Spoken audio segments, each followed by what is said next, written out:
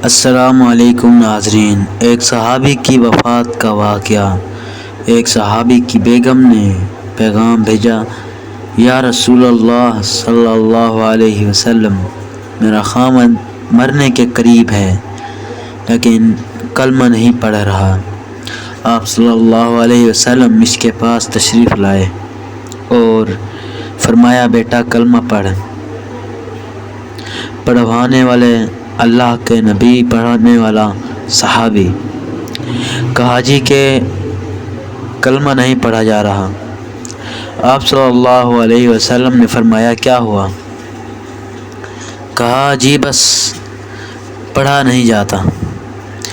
آپ صلی اللہ علیہ وسلم نے فرمایا، اس کے والدین میں کون زندہ ہے؟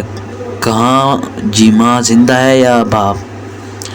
تو آپ صلی اللہ علیہ وسلم نے کہا، اس کی ماں کو بلاؤ۔ جب اس صحابی کی ماں آ گئی تو آپ صلی اللہ علیہ وسلم نے فرمایا، تم بیٹے سے ناراض تو نہیں؟ کہا جی رسول اللہ، میں ناراض ہوں۔ فرمایا، کیا ناراضگی ہے؟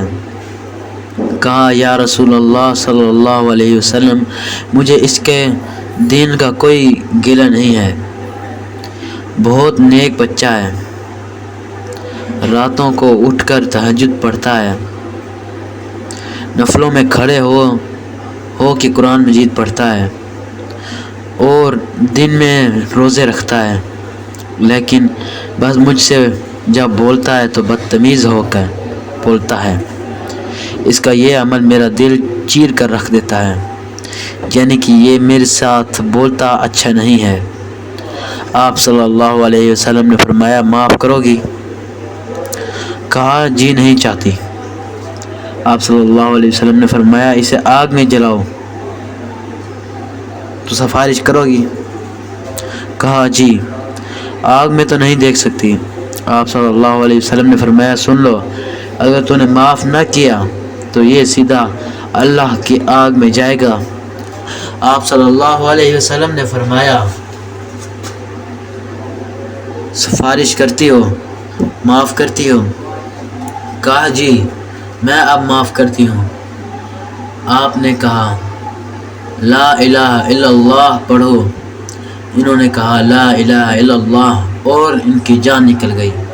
آپ صلی اللہ علیہ وسلم اس کا جنازہ پڑھایا، پھر اعلان کیا، جس نے ماں باپ کو دکھ دیا اس پہ اللہ کی لعنت اور اس پر فرشتوں کی لعنت اور اس پہ زمین و آسمان کی لعنت۔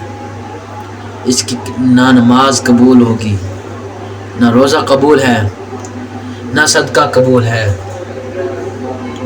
ماں باپ کی نافرمانیوں کا یہ صلہ نکلتا ہے۔